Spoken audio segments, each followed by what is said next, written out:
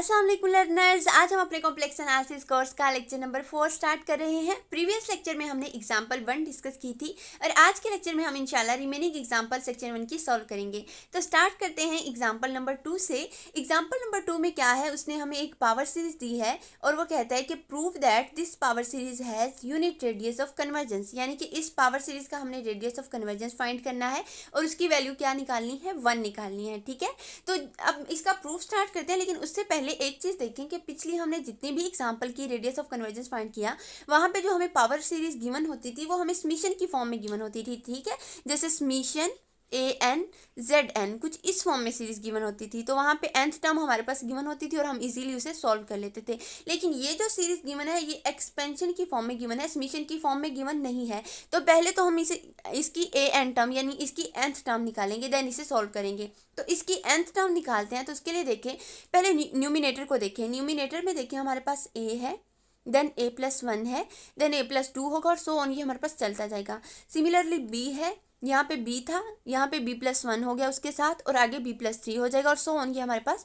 चलता जाएगा। ठीक है, तो अगर हम न्यूमिनेटर में इसकी nth टर्म लिखना चाहें तो वो हमारे पास कुछ इस तरह से आएगी, a उसके बाद a+1 उसके बाद a+2 होगा और सो ऑन, ये हमारे पास चलता जाएगा n-1 तक, a+n-1 टर्म्स तक ये चलती जाएगी वैल्यू। उसके बाद b को देखें तो b उसके बाद b+1 होगा और सो ऑन, ये हमारे पास कहाँ तक जाएगा, b इंटू b+n-1 टर्म्स तक ये जाएगा। ठीक है, अब डिनोमिनेटर में देखें, डिनोमिनेटर में देखें हमारे पास 1 है, 1 2 है, आगे 1 2 3 होगा और सो ऑन, ये हमारे पास चलता जाएगा n तक। ठीक है, तो ये उसके साथ क्या है, c है, देन c+1 है, आगे c+3 होगा और सो ऑन, ये हमारे पास चलता जाएगा। तो डिनोमिनेटर में अगर हम nth टर्म निकालें तो हमारी इस तरह से बनेगी 1 2 3, आगे सो ऑन, ये n तक चलता जाएगा। और साथ में देखें c है, c+1 है, सो ऑन, ये हमारे पास चलता जाएगा c+n-1 टर्म्स तक। ठीक है, तो ये हमारी an टर्म आ गई। अब यहाँ पे an टर्म आ गई है, तो अगर प्रीवियस लेक्चर आपने देखा हो तो वहाँ पे मैंने आपको एक 2 स्टेप मेथड बताया था इन रेडियस ऑफ कन्वर्जेंस फाइंड करने के लिए। वहाँ पे हमने देखा था कि कोई भी सीरीज हमें जब पावर सीरीज गिवन होगी, रेडियस ऑफ कन्वर्जेंस फाइंड करने के लिए फर्स्ट स्टेप में हमने क्या करना है, उसकी an टर्म निकालनी है और सेकंड स्टेप में हमने देखना है कि an टर्म की कोई पावर गिवन है या नहीं। अगर an की कोई पावर गिवन हो तो वहाँ पे हम रूट टेस्ट अप्लाई करते हैं और अगर an की कोई पावर गिवन ना हो तो वहाँ पे हम रेशो टेस्ट अप्लाई करते हैं। तो यहाँ पे देखिए an की कोई पावर गिवन है, नहीं गिवन, तो हम क्या करेंगे, यहाँ पे रेशो टेस्ट अप्लाई करेंगे। ठीक है, तो यहाँ पे हमने रेशो टेस्ट लगाना है और रेशो टेस्ट में हमें पता है an के साथ हमें an+1 भी चाहिए होता है, तो हम यहाँ से इसकी an+1 टर्म निकालते हैं। तो an+1 टर्म निकालने के लिए क्या करेंगे, n की जगह जहाँ जहाँ n है वहाँ पे n+1 पुट कर देंगे। तो नेक्स्ट स्टेप में हमने यही चीज़ की है, यहाँ पे n था उसकी जगह n+1 कर दिया, यहाँ पे n था उसकी जगह हमने n+1 कर दिया। ठीक है, और सिमिलरली नीचे देखें यहाँ पे n था उसकी जगह हमने n+1 कर दिया और ये c वाली टर्म को भी देखें, ये c+n-1 था। इसके बाद नेक्स्ट टर्म हमें कैसे मिलेगी, n की जगह n+1 पुट करके, तो यहाँ पे n+1 पुट कर दिया। ठीक है, तो अब यहाँ पे देखिए नेक्स्ट हमारे पास क्या होगा, ये जो n की जगह हमने n+1 पुट किया था, तो ये +1 -1 कैंसिल आउट हो जाएगा और बाकी हमारे पास क्या बचेगा, a+n बच जाएगा। ठीक है, और b+1 सो ऑन, ये हमारे पास चलता जा रहा था, यहाँ पे भी n की जगह n+1 पुट किया था, 1 के साथ कैंसिल, +1 -1 कैंसिल आउट हो गया, बाकी हमारे पास क्या बचा, b+n बचा। ठीक है, और डिनोमिनेटर में भी देखिए सिमिलरली यहाँ पे +1 -1 कैंसिल आउट हो गया और बाकी c+n बचा। तो ये हमारी an+1 टर्म आ गई, ये an टर्म थी, ये an+1 टर्म आ गई।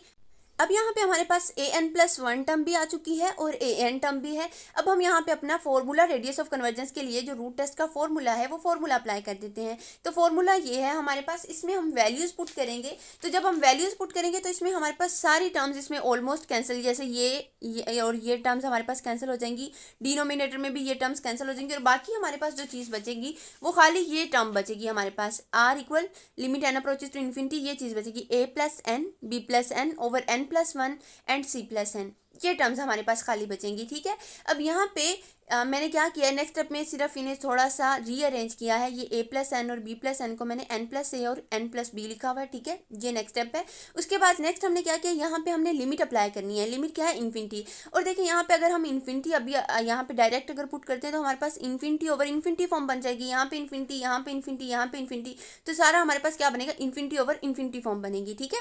तो ये फॉर्म हमने कभी भी नहीं बनानी। अगर ये फॉर्म बन रही है तो वहाँ पे हम कुछ ना कुछ सिंप्लीफिकेशन करते हैं। तो उसके लिए हम क्या करेंगे, यहाँ पे ये जो सारी टर्म्स है n plus A N plus B, यहाँ पे हर टर्म को हम n से मल्टीप्लाई भी कर देंगे और डिवाइड भी कर देंगे। तो देखें जैसे ये हमारे पास n प्लस ए था, ठीक है, इसे हमने n से मल्टीप्लाई भी कर दिया और n से डिवाइड भी कर दिया। तो हमारे पास क्या बचेगा, n इंटू, ये कैंसिल आउट होके 1 प्लस ए ओवर n। सिमिलरली हम b के लिए भी यही करेंगे, n से मल्टीप्लाई भी करेंगे, डिवाइड भी करेंगे, और नीचे भी हमने दोनों टर्म्स के साथ यही चीज़ की। तो ये हमारे पास यहाँ पे इस तरह से बन जाएगा। अब यहाँ पे ये वाला n इस n के साथ कैंसिल आउट, ये n इस n के साथ कैंसिल आउट हो जाएगा, और बाकी हमारे पास ये चीज़ें बचेंगी।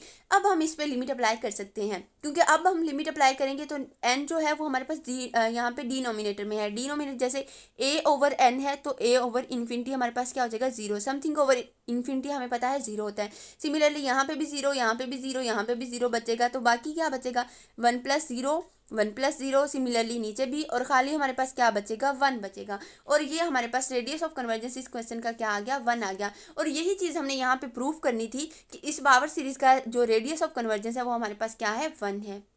नेक्स्ट एग्जाम्पल नंबर 3 देखें। एग्जाम्पल नंबर 3 में भी हमने क्या करना है, रेडियस ऑफ कन्वर्जेंस फाइंड करना है इस पावर सीरीज का। यहाँ पे भी पावर सीरीज हमें जो है समेशन की फॉर्म में नहीं दी बल्कि एक्सपेंशन की फॉर्म में गिवन है। तो यहाँ पे भी पहले तो हमें ये करना है कि इसकी nth टर्म निकालनी है, यानी कि an टर्म निकालनी है। तो उसके लिए देखिए यहाँ पे हमारे पास क्या है, 1 है, ठीक है। उसके बाद 1 3 है, 1 3 5 है। तो देखिए ये हमारे पास क्या चल रहा है, ओड नंबर्स चल रहे हैं, ठीक है। और ओड नंबर्स की हमें पता है nth टर्म या उनका जो जनरल फॉर्मूला है वो हमारे पास किस तरह से होता है, 2n-1, ठीक है। और दूसरी चीज़ ये भी देखें, यहाँ पे 1 है, 1 3 के दरम्यान में डिफरेंस कितना है, 2 का। आगे 1 3 के दरम्यान 2 का डिफरेंस, 3 5 के दरम्यान में कितना डिफरेंस है, 2 का। तो इसकी हर टर्म के दरम्यान जो डिफरेंस आ रहा है वो कितना आ रहा है, 2 का। ओड नंबर्स में जो डिफरेंस होता है वो 2 का डिफरेंस होता है। तो इसका जो इसकी nth टर्म या इसका जो जनरल फॉर्मूला होता है वो हमारे पास क्या होता है, 2n-1 होता है। तो न्यूमिनेटर में हमारे पास क्या आ जाएगा, ये 2n-1 आ जाएगा। और डिनोमिनेटर में अगर देखें तो ये हमारे पास क्या है, 2 2 5 2 5 8 एंड सो ऑन, ये चलता जा रहा है। तो यहाँ पे डिफरेंस देखें,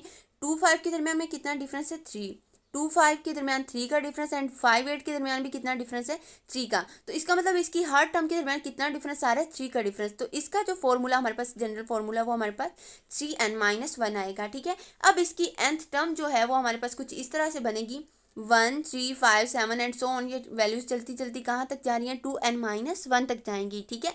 और सिमिलरली डिनोमिनेटर में हमारे पास क्या है, 2 5 8 11 और सो ऑन। ये वैल्यूज चलती हुई हमारे पास कहाँ तक जाएंगी, 3n-1 तक। ये इसकी nth टर्म आ गई, ठीक है। अब यहाँ पे भी देखिए वही जो हम 2 स्टेप मेथड अप्लाई करें, तो यहाँ पे हमारी an टर्म की कोई पावर गिवन नहीं है, तो यहाँ पे हम कौन सा टेस्ट अप्लाई करेंगे, रेशियो टेस्ट। अब हमें इसकी an+1 टर्म भी चाहिए, तो an+1 टर्म इसकी हम निकालते हैं। उसके लिए हम क्या करेंगे, ये देखें ये हमारे पास an टर्म जो गिवन है, ठीक है, इससे ये देखें ये 2n-1 तक है। अब an+1 के लिए हम क्या करेंगे, इससे नेक्स्ट टर्म हमें कैसे मिलेगी, यहाँ पे 2 n की जगह हम n+1 पुट करेंगे तो हमारे पास नेक्स्ट टर्म आ जाएगी, ठीक है।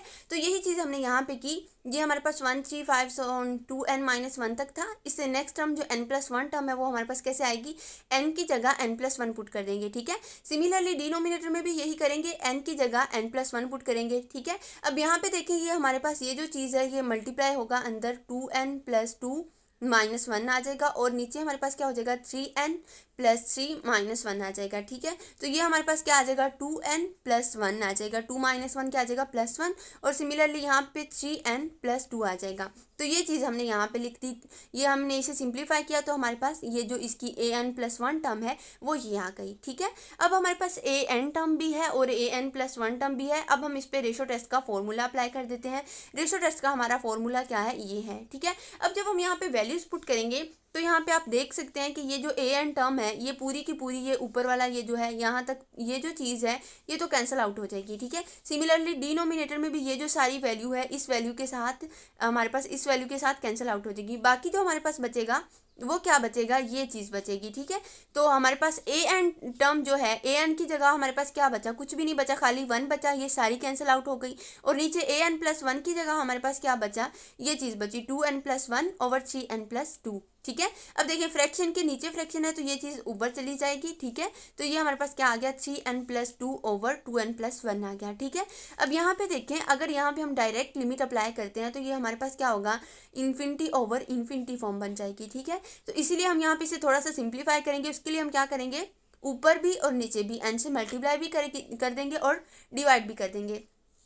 तो यहाँ पे देखिए हमने इसे n से मल्टीप्लाई भी कर दिया। ठीक है, और n से डिवाइड भी कर दिया। ठीक है, तो हमारे पास क्या चीज़ बचेगी, हमारे पास बचेगा n इंटू 3+n/2। ठीक है, सिमिलरली डिनोमिनेटर में भी हमने यही काम किया, n से मल्टीप्लाई भी किया और डिवाइड भी किया, तो हमारे पास ये चीज़ आ गई। अब हम इस पे ये देखें, ये n के साथ कैंसिल आउट हो गया और अब हम इस पे लिमिट अप्लाई कर सकते हैं। ठीक है, अब हम लिमिट अप्लाई करेंगे तो क्या होगा, 3+2 ओवर इन्फिनिटी, 2 ओवर इन्फिनिटी क्या हो जाएगा, हमारे पास 0 हो जाएगा। समथिंग ओवर इन्फिनिटी 0 होता है। सिमिलरली 1 ओवर n, यहाँ पे 1 ओवर इन्फिनिटी भी क्या हो जाएगा, 0 हो जाएगा। और बाकी हमारे पास क्या बचेगा, 3+0, 2+0 और वो हमारे पास क्या बन जाएगा, 3/2। तो इस क्वेश्चन में रेडियस ऑफ कन्वर्जेंस की वैल्यू हमारे पास क्या आई, 3/2।